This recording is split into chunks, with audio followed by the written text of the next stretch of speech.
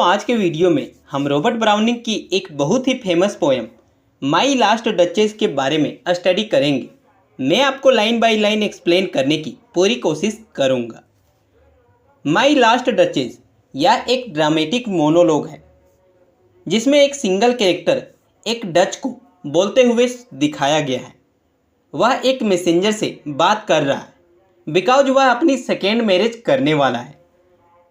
इस पोएम को रीड करने के बाद ही आपको पता चलेगा आखिर उसकी फर्स्ट डचेस का क्या हुआ।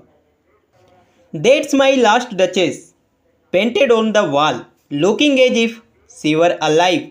I call that piece a wonder now. Fra Pendolf's hands work busily a day and there she stands. In 4 lines में ड्यूक कहता है वह मेरी लास्ट डचेस का पीक है जिसे फ्रा पेंडोल्फ ने काफ़ी मेहनत करके एक दिन में बनाया था। अब यह पोर्ट्रेट यहाँ इस वॉल पर लगा हुआ है। ऐसा लगता है यह अभी भी जिंदा है।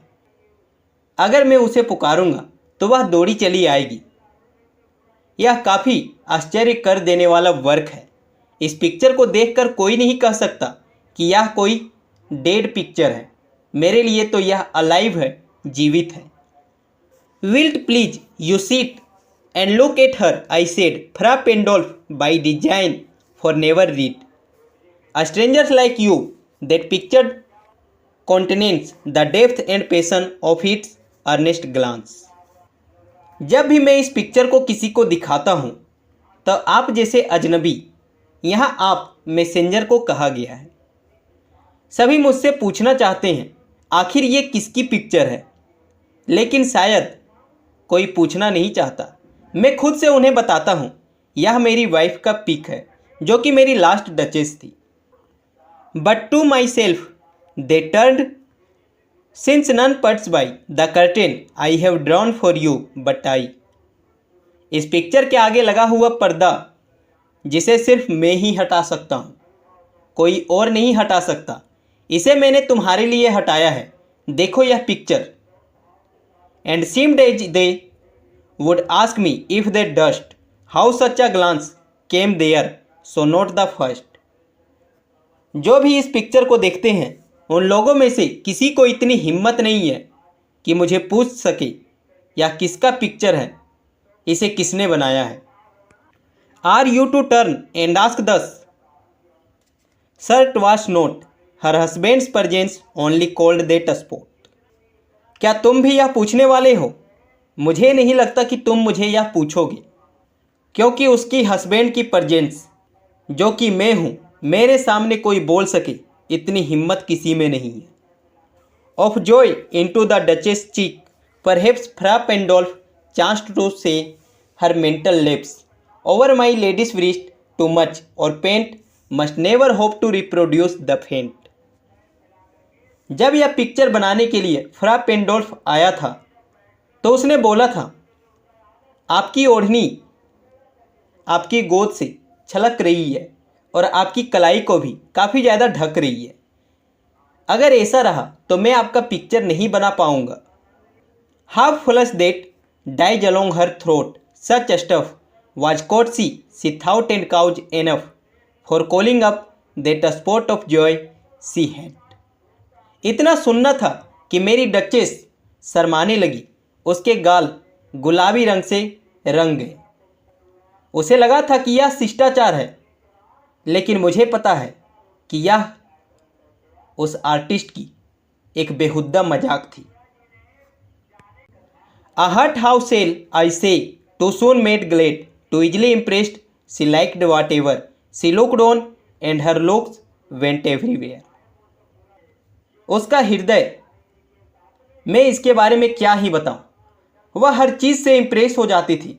उसे ईजिली इम्प्रेस किया जा सकता था।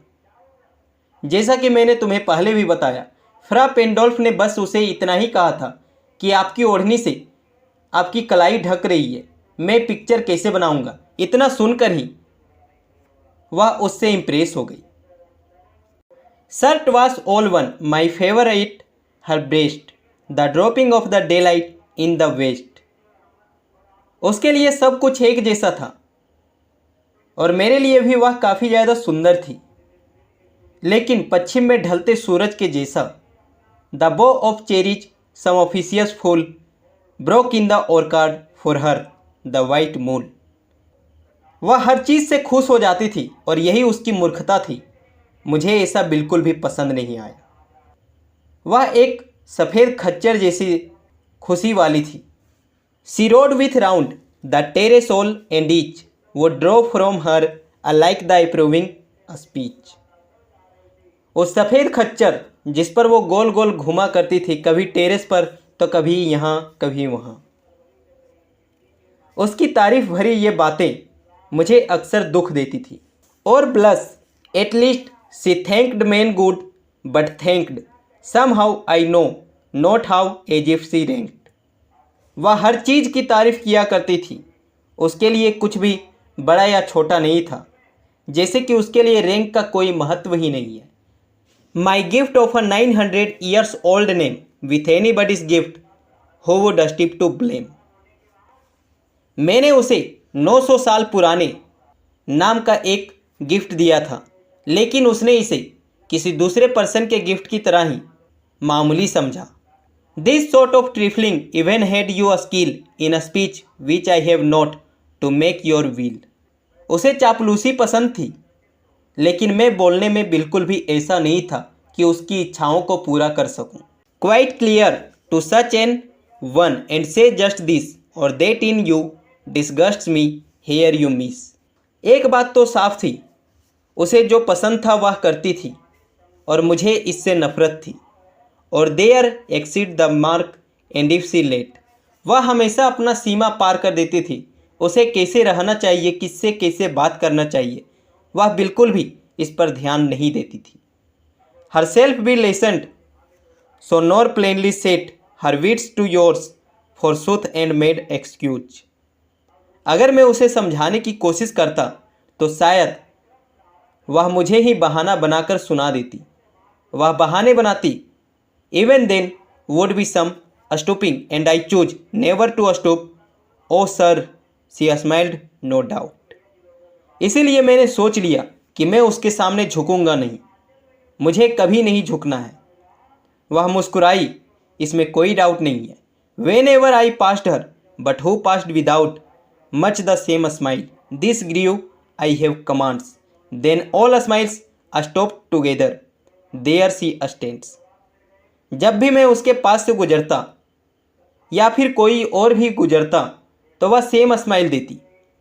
इसने मेरे अंदर जलन को पैदा कर दिया और मैंने कमांड दिया। इसके बाद सारे स्माइल एक साथ समाप्त हो गए और वह वहाँ पड़ी हुई है इस पिक्चर के रूप में। As if alive wilt please you rise we will meet the company below then I repeat the count your master's known magnificence. अगर वो आज जीवित होती तो वह तुम्हारे सामने भी खुश होती। हम लोग दोबारा मिलेंगे। चलो यहाँ से। हमारी कंपनी जो बाकी मेहमान आए हैं वे हमारा इंतज़ार कर रहे हैं, तो यहाँ से हमें चलना चाहिए। ऐसा कहकर ड्यूक उस मैसेंजर को चलने कहते हैं। Is ample warrant that no just pretence of mine for dowry will be disallowed though his fair daughter self as I avowed. यहाँ ड्यूक कहते हैं, मुझे उस राजा की प्यारी बेटी से मैरिज करना है। मेरे लिए दहेज का कोई महत्व नहीं है, लेकिन मुझे इतना भी पता है मेरी जो जायज़ मांग होगी वह पूरा जरूर किया जाएगा। At starting is my object now we will go together down sir notice Neptune the taming a sea horse thought a rarity which Claus of Innsbruck cast in bronze for me. यहाँ duke object कहकर अपनी होने वाली marriage जिस girl से वो करना चाहता है उसे ऑब्जेक्ट कहता है। इसके लिए वह होने वाली पत्नी भी किसी ऑब्जेक्ट के जैसी होगी, कोई वस्तु होगी जिसे वह खिलौने की तरह रखना चाहता है। ड्यूक चाहता है कि जो इसकी दूसरी पत्नी बनेगी वह इसी के अनुसार चले। आगे नीचे जाने पर यह नेपच्यून को दिखाया जाता है जो एक सी हॉर्स को पालतू बना रहा है। यह काफ़ी ज़्यादा रेयर पिक्चर है जिसे इंसब्रेक ने बनाया था। ड्यूक कहता है, इसे ब्रोंज का सिर्फ मेरे लिए बनाया गया था, सिर्फ मेरे लिए।